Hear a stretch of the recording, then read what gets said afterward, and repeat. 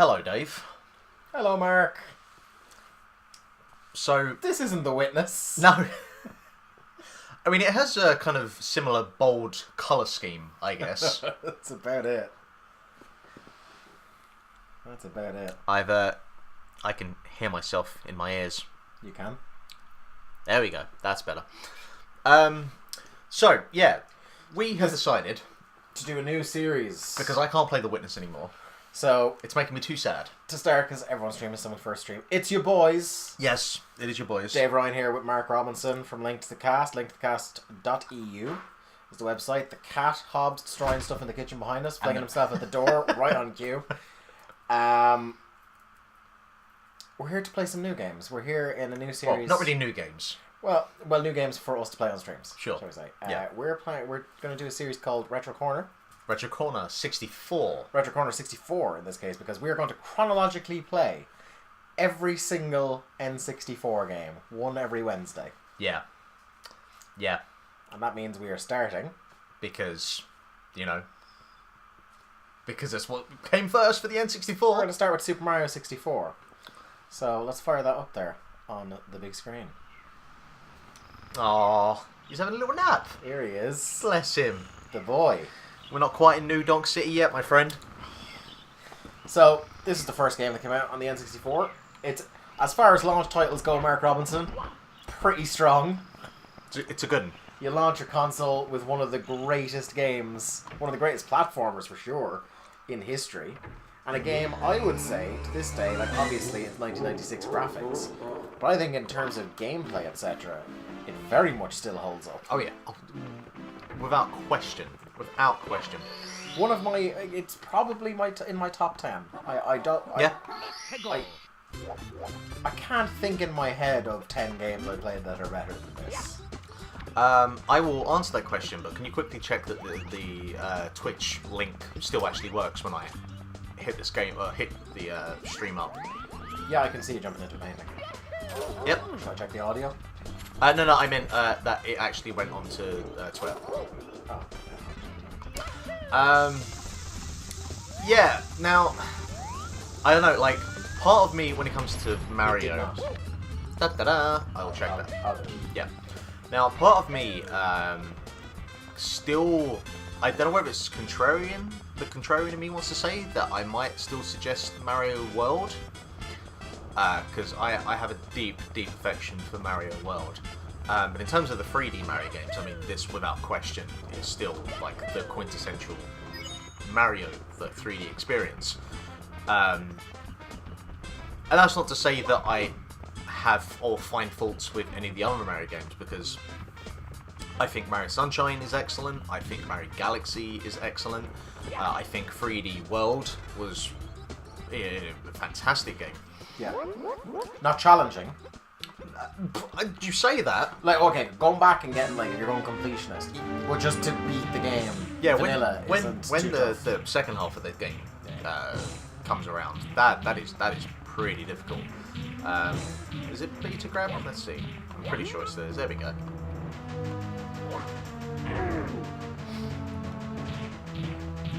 Was this your first N64 game? There's a question. I'm gonna try pepper in as well. I'm gonna when I finish this, I'm gonna try pepper in some facts for every game we're playing. Was this? I don't think this was my first 64 game. I think Ocarina of Time might have been, because I didn't get the 64 on launch. I got it a little bit later. Yeah, I got mine a year later. I got mine with my first communion was in 1997, and I got it with that money, April '97. So I got this was the third game, fourth game I played. Okay.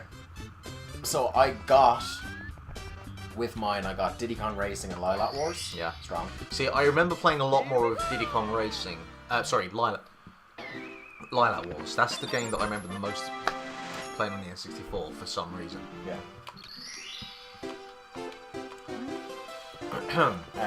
So I got Lilac Wars, Diddy Kong Racing, then Mario Kart.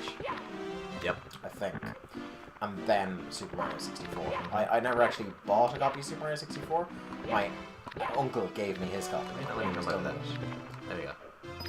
because he wasn't a big hold on to games once you beat them or resell them sort of guy. Sure. He would just give them. Okay.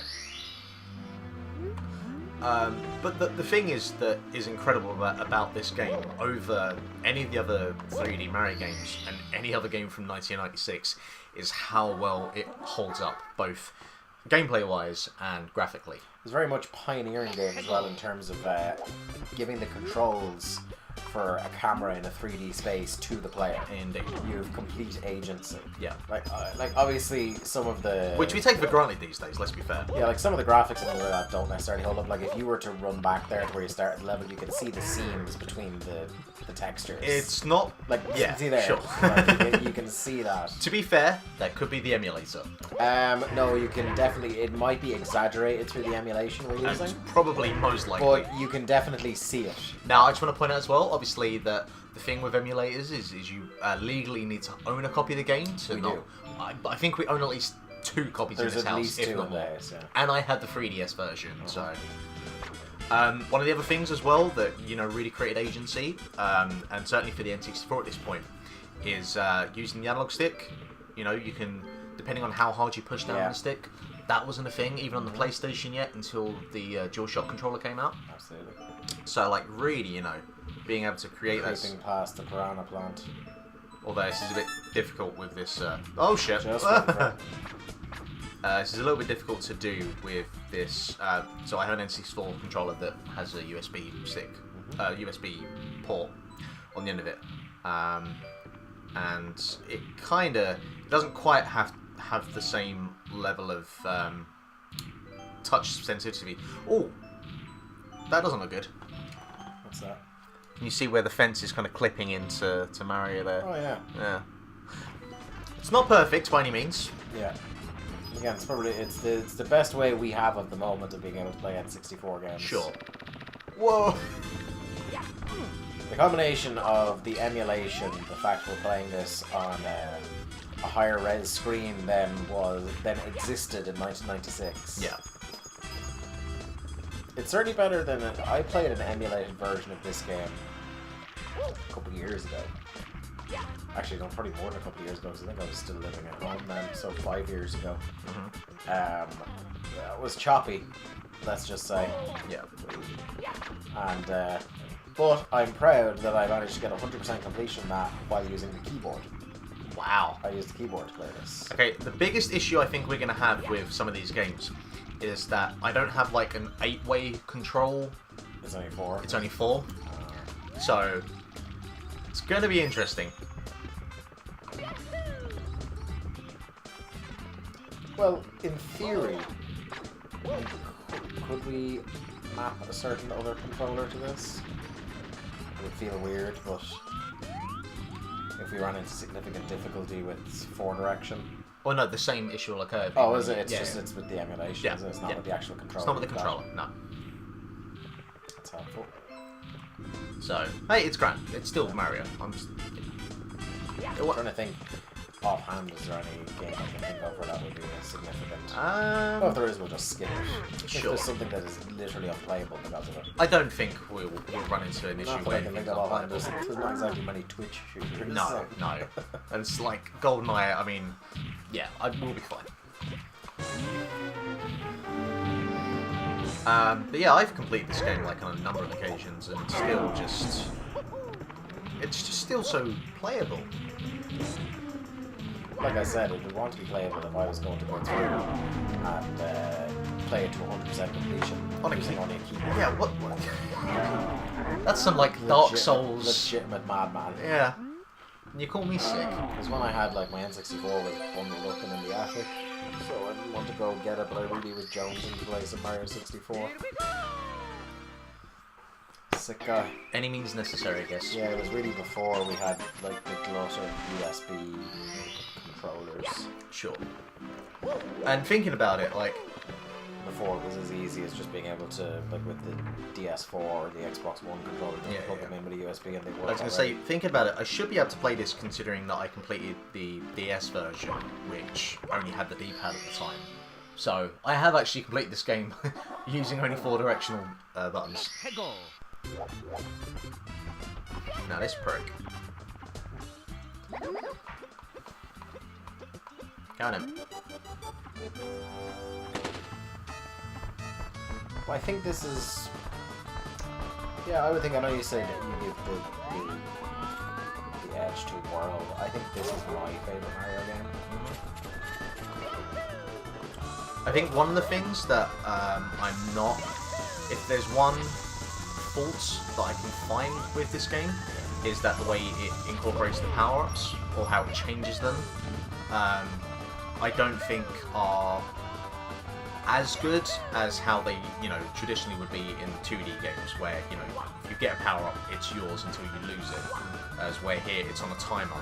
Like, in some instances, it does work, where it creates... You're not going to cheat? No.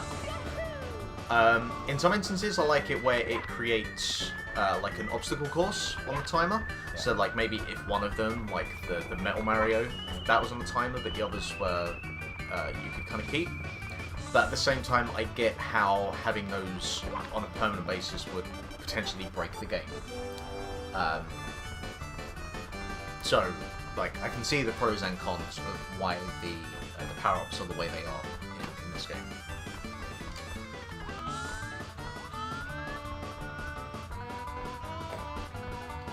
Hurry up, mate.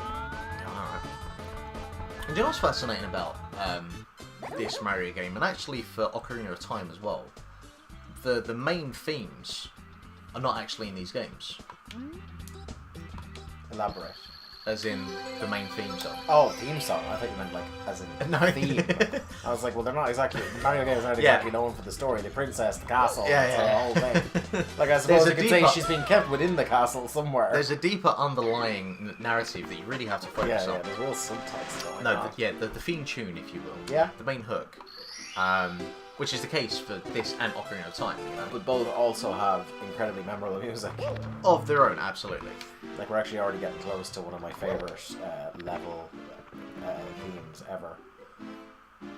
I'm going to presume it's... I only ever remember Die Die Docks as a piece of music, but yeah.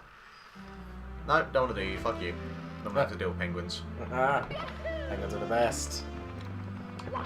Yep, they're not dogs. Oh. Come on, let's do a bit of this then. Actually, before that. Yeah. So that's another cool thing, and it's another feature of Mario games, is having all sorts of shit hidden around the place. Yeah. So I alluded to, there's a shortcut you can take in that race with Koopa the Quick that gets you, teleports you up near the top of the mountain very quickly. There's this, which, again, there's a lot of stuff that it's just never pointed out to you. Yeah. You gotta either know where it is or just be hopping around and curious. And like what they do here is they kind of expand on mechanics used before, where you had the dinosaur coins in Super Mario World, which gave you those additional lives, wasn't it? I believe so, yes. Yeah. So, but here they say, okay, well, we'll take a certain kind of coin and make it like, okay, find 8, get an additional star, which they would probably go too far with in Mario Sunshine. But here, it forces you to fully explore levels, because you really get the feeling with this game that Nintendo were really proud of what they had done in the 3D environment and wanted to kind of fully show off every part of the level. And by using those red coins, it forces you to explore every part of the level,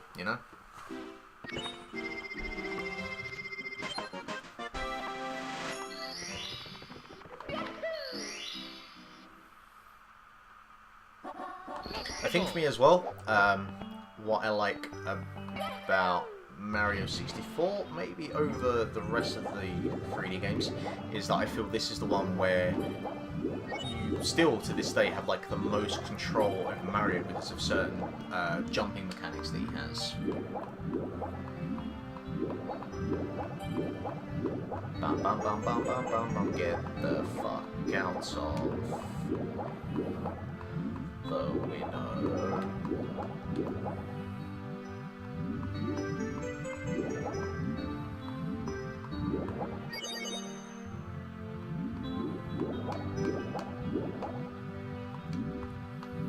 Get out.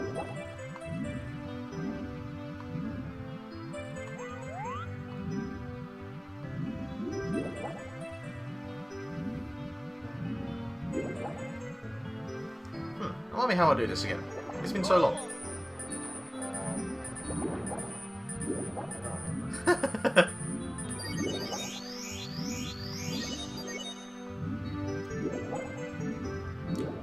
This is awfully embarrassing. Did you collect stuff inside those? No, there's stuff inside those shelves, isn't there? Yeah, but that's not. Is there a way to punch underwater? No. Also, you can't really punch the eels. Just move through that tunnel. Oh, the tunnel just takes you to different stuff. But we're going to do that one because we're here. Do you make him come out? I feel like you do. I feel like you lure him out.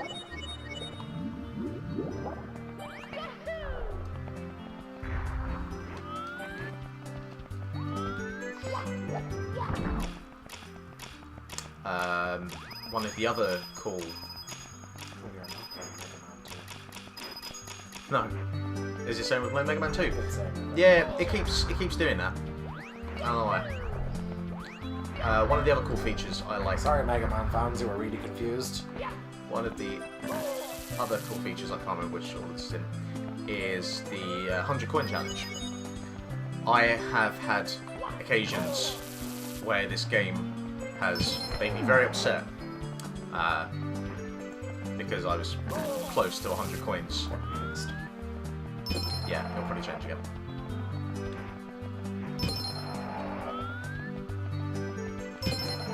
There we go.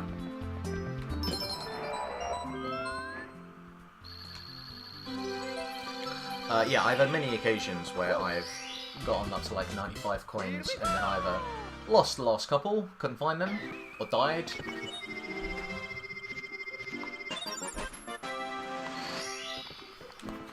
The paintings as portals thing has always been real cool to me. I mean, let's be fair, they've, to a certain degree, kind of stuck with that, you know. I like as well that you can do stars in any order. That's a nice feature. If you get stuck, hit a wall, there's always somewhere else to pivot to for a while. And reasons to come back much later in the game, as you can see by those mystery green boxes. What could they possibly be? That's what it is. What? Doesn't it have something, that star, getting that eel out of there, doesn't it have something to do with that green box? Well, no, don't you drop? No, because it's the first star, so you wouldn't have to use the green box just yet.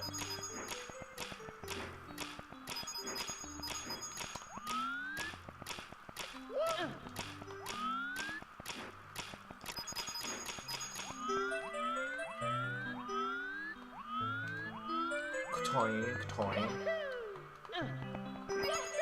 That actually went better than I thought. Pink guy's around here somewhere, isn't he? Where are you?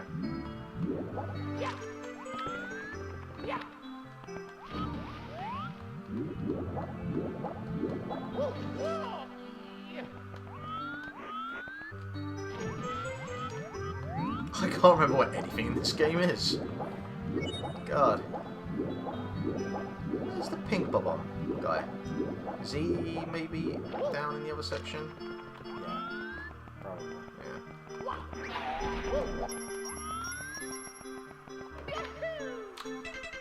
You're not.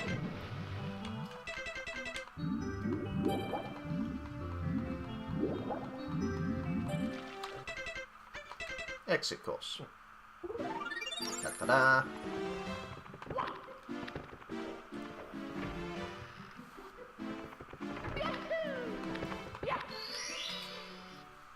Any interesting facts for me there about Mario 64? I shall shoot some right at you.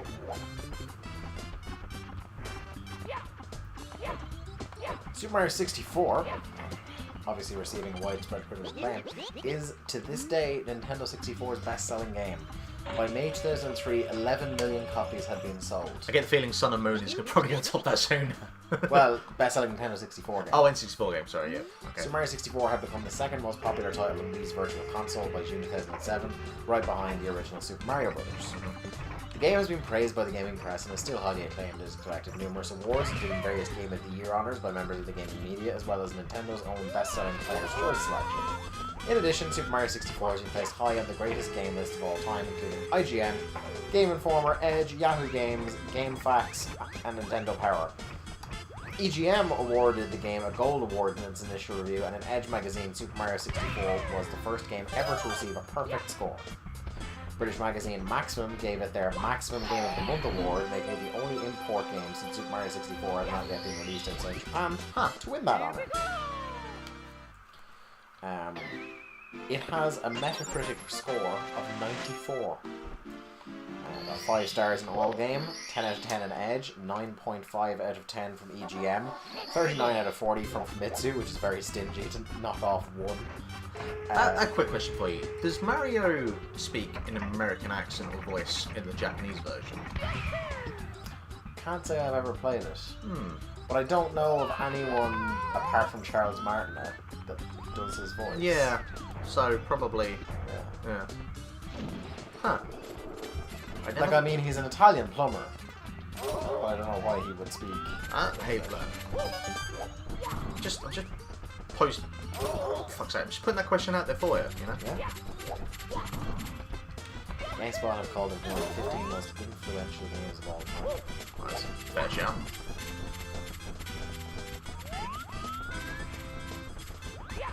It's the first game in history to use a free 3D camera.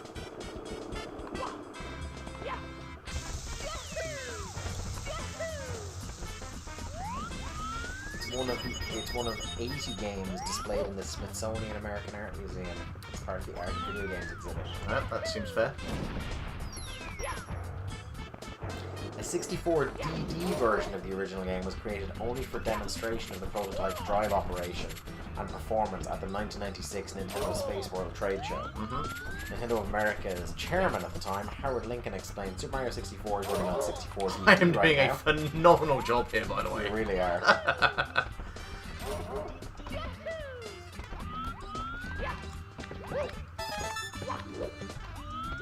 It was re-released in Japan in 1997, adding support for the Rumble Pack peripheral, and it includes... so there's your answer. The re-released version had the voice acting from the English version. Okay. Now, I don't know whether that's saying that it had none in the original Japanese version, or it had some and then it was just... gotten rid of. Yeah. This is the most difficult I think I've ever had with this before. Oh, look at you, dying. Well, what a shit show that was.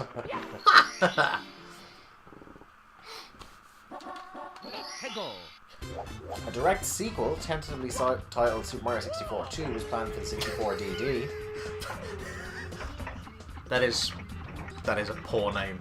Miyamoto mentioned at E3's 1997 convention that he was just getting started on the project. In May 1999, Super Mario 64 2 was reported to release late in 1999. However, the game was cancelled due to the failure of the 64DD as well as the lack of progress in the game's development. Instead, Super Mario 64 was followed by other 3D Mario games on subsequent Nintendo systems, such as Super Mario Sunshine for the GameCube and Super Mario Galaxy for the Wii. Super Mario Galaxy 2 features a remake of Mario 64's Womp Fortress level. You know what? I've actually never played Galaxy 2. I think I have it. I think I have. Because as soon as I found out, because you know the way, you know how poor the marketing and information around the Wii U was. Yeah. I had a Wii U for quite some time before I knew it would actually play Wii games for disc. Well, I mean, you know, I even had a Wii mode, but I was like, I'm not buying shit from the store. Fuck off. There's a lot that can be said about the Wii U. Yeah. R.I.P. Yeah. You missed the extra life there. I don't think we're going to be playing long enough for that to be necessary. Although at the rate I'm going, who knows?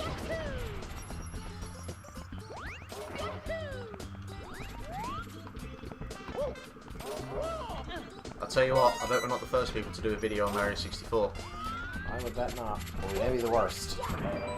I'm gonna have fun. In fact, I actually did a Let's Play of this series at least 6 years ago. Good to see you've gotten far in life. Right back here. Yep. Yep. Thanks for that.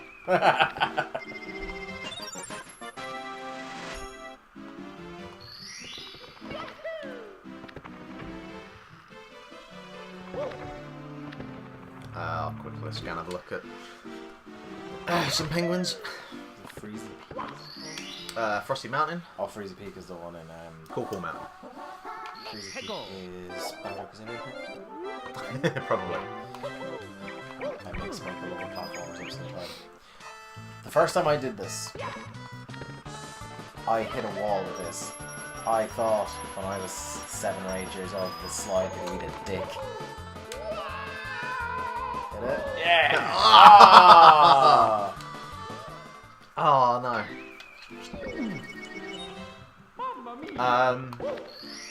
The only time I ever had an issue with the slide is when you have to do it again, but faster. Yeah.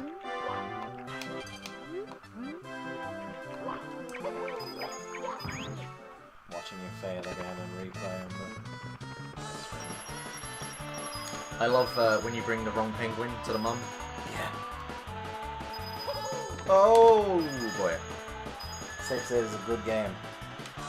There you go. Come on now. Secret tunnel.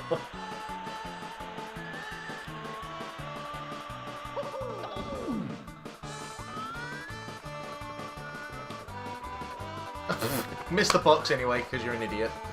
God, Jesus.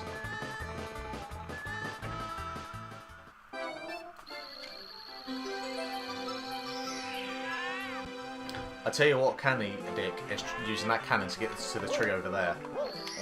Yeah. And with this controller, oh no. No, no, no, no.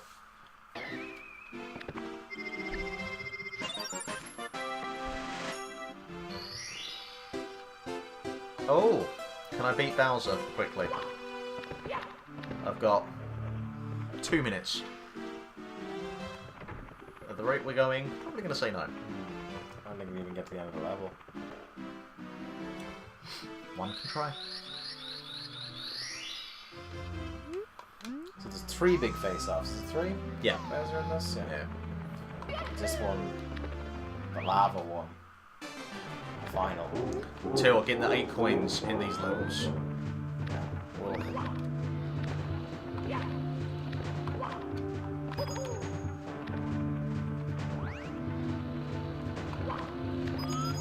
But what I like about these levels is they kind of really put...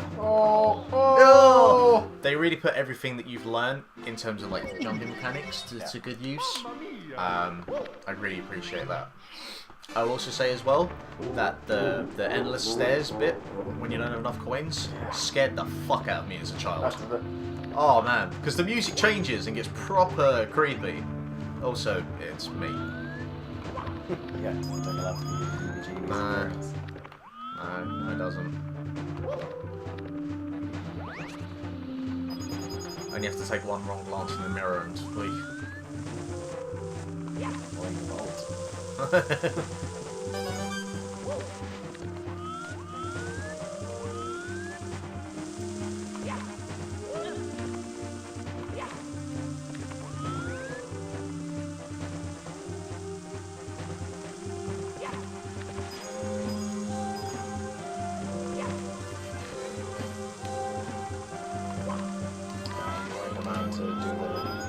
Slide across there.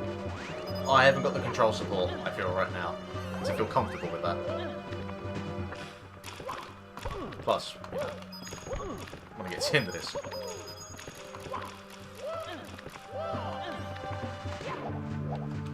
Had to do it. You had to do it with a bit of panache, didn't you? Come on now. When the option's So, there. all the fights with Bowser follow pretty much the same model as, which is grab him by the tail, swang him around, Little spinneroo. and throw him into one of the bombs on the edge of the battlefield. Bollocks. Wrong way, mate. A little bit off. Come on, go over it. Come on, I know you can jump. There we go.